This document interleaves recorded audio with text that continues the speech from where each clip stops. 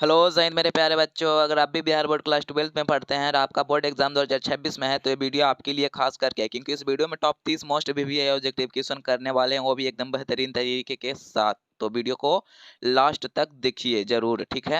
ये मेरा हाथ जोड़ के विनम्रता निवेदन है, ठीक है। और उसके लिए आप लोग पहले वीडियो को लाइक एंड चैनल को सब्सक्राइब कर लीजिए। चलिए पहला नंबर क्वेश्चन पर चलते हैं, जो कि इसमें क्या पूछा जा रहा है कि ठोस विलयन का उदाहरण कौन सा होता है। तो यहाँ पे ठोस विलयन का उदाहरण पूछा जा रहा है, तो वह पित्तल हो जाएगा। क्या पित्तल हो जाएगा।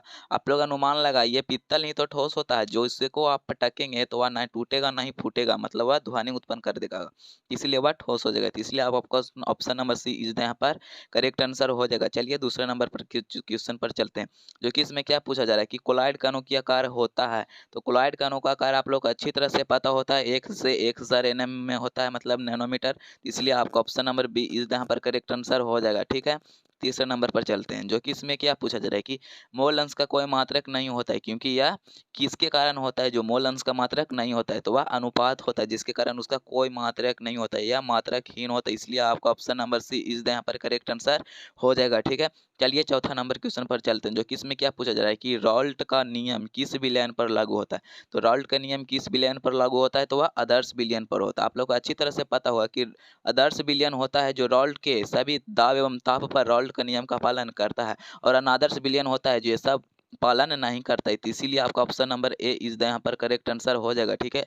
चलिए पांचवा नंबर क्वेश्चन पर चलते हैं, जो कि इसमें क्या पूछा जा रहा है कि हेनरी का नियम संबंधित है। तो हेनरी का नियम किससे संबंधित है, तो यहाँ गैस और द्रव से संबंधित हो जाता है। इसलिए आपका ऑप्शन नंबर सी इज यहाँ पर करेक्ट आंसर हो जाएगा। और एकदम वीडियो को आप लोग मजाक में मत लीजिए, क्योंकि यह 100% क्वेश्चन आपके एग्जाम में लड़ने वाले हैं, मेरी 100% गारंटी है, ठीक है। चलिए छठा नंबर क्वेश्चन पर चलते हैं, जो कि इसमें क्या पूछा जा रहा है कि विद्युत अपघटन में एनोड पर होता है। तो आप लोग एक कान खोल के सुन लीजिए, हमेशा हमेशा के लिए जान लीजिए कि एनोड पर हमेशा ऑक्सीकरण ऑक्सीकरण उपचयन उपचयन होता है, ठीक है। आप लोग याद कर लिए, तो आप लोग ऑप्शन को मार लीजिए, क्या ऑक्सीकरण यहाँ पर आपका राइट आंसर हो जाएगा। क्या ऑप्शन नंबर बी इस यहाँ पर करेक्ट आंसर हो जाएगा।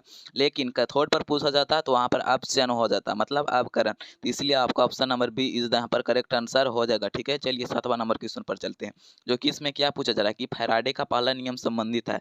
तो फैराडे का पहला नियम किससे संबंधित है, तो वह आवेश से संबंधित है। तो इसलिए आपका ऑप्शन नंबर क्या सी इज यहाँ पर करेक्ट आंसर हो जाएगा। और फैराडे का दूसरा नियम किससे संबंधित है, तो वह ऊर्जा से संबंधित होता है। क्या ऊर्जा से होती है, इसलिए का आपका ऑप्शन नंबर क्या सी इज यहाँ पर करेक्ट आंसर हो जाएगा। चलिए आठवां नंबर क्वेश्चन पर चलते हैं, जो कि इसमें क्या पूछा जा रहा है कि इलेक्ट्रोलाइट चालकता की ऐसा मात्रा क्या होता है। तो इलेक्ट्रोलाइट की ना बात की जा रही है, तो यहाँ पर आपका सी इज यहाँ पर करेक्ट आंसर हो जाएगा, ठीक है। चलिए 9 नंबर क्वेश्चन पर चलते हैं, जो कि इसमें क्या पूछा जा रहा है कि कोहल रॉस का नियम लागू होता है। कोहल रॉस का नियम किस पर लागू होता है, तो यहाँ किस पर लागू होता है, तो तानो विलयन पर लागू होता है। तो इसलिए आपका ऑप्शन नंबर क्या बी इज यहाँ पर करेक्ट आंसर हो जाएगा। और 20-20 में कुछ क्वेश्चन टफ भी होंगे, क्योंकि टफ क्वेश्चन और नॉर्मल क्वेश्चन और आसान क्वेश्चन सब पूछे जाते हैं आपके बोर्ड एग्जाम में। तो इसलिए आपका ऑप्शन नंबर क्या बी इज यहाँ पर करेक्ट आंसर हो जाएगा, ठीक है।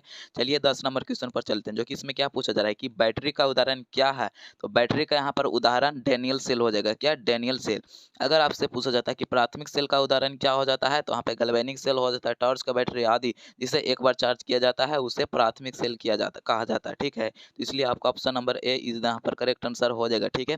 चलिए 11 नंबर क्वेश्चन पर चलते हैं, जो कि इसमें क्या पूछा जा रहा है कि जंग लगना किस प्रकार की प्रक्रिया है। तो जंग लगना एक प्रकार का क्या क्या अभिक्रिया है, तो वह रासायनिक अभिक्रिया है। तो इसीलिए कि आपका ऑप्शन नंबर बी इज यहाँ पर करेक्ट आंसर हो जाएगा, ठीक है।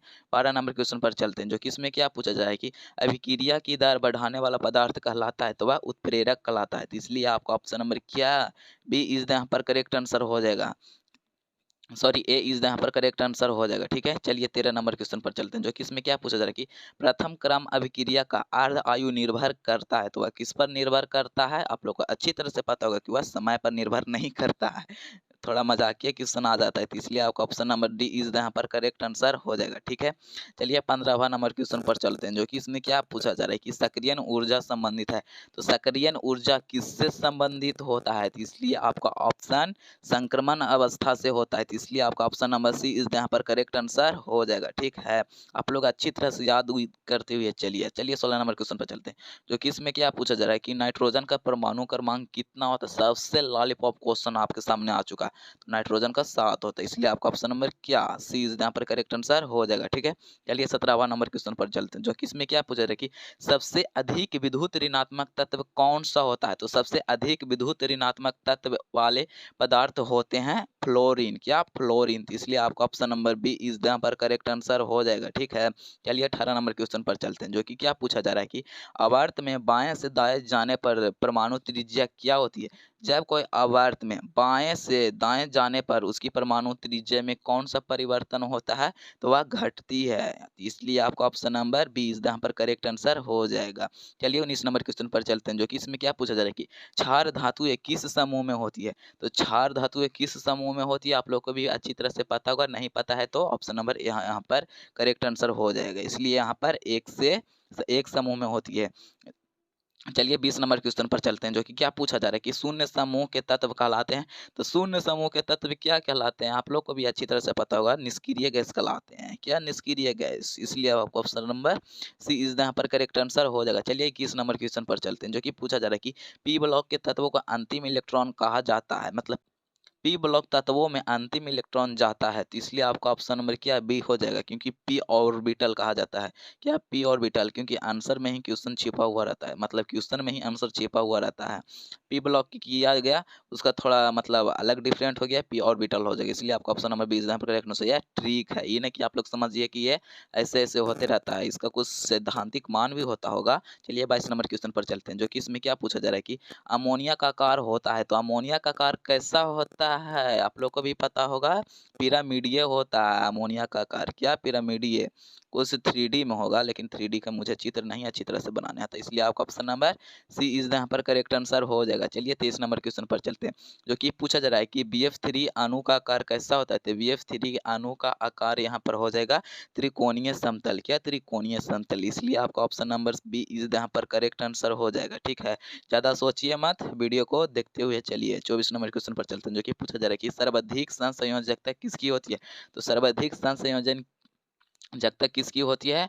तो ऑप्शन नंबर ए हो जाएगा, कार्बन की सबसे अधिक संयोजन शक्ति होती है, तो इसलिए आपको ऑप्शन नंबर ए इज यहाँ पर करेक्ट आंसर हो जाएगा। ठीक है, चलिए 25 नंबर क्वेश्चन पर चलते हैं, जो कि इसमें क्या पूछा जा रहा है कि H2O का अणु कोण लगभग होता है? तो जल का अणु कोण लगभग कितना होता है? तो वह 104 से 104.5 डिग्री का कोण बनता है। ठीक है, आप लोग को पता चल गया, तो आपको ऑप्शन नंबर बी इज यहाँ पर करेक्ट आंसर हो जाएगा। ठीक है, चलिए 26 नंबर क्वेश्चन पर चलते हैं, जो कि क्या पूछा जा रहा है कि ठोस का गलनांक किस पर निर्भर करता है? तो ठोस का गलनांक सीधा है वह अंतरानुक पर बल पर निर्भर करता है, क्या अंतरानुक बल पर निर्भर करता है, इसलिए आपका ऑप्शन नंबर बी इस यहाँ पर करेक्ट आंसर हो जाएगा, सिंपल।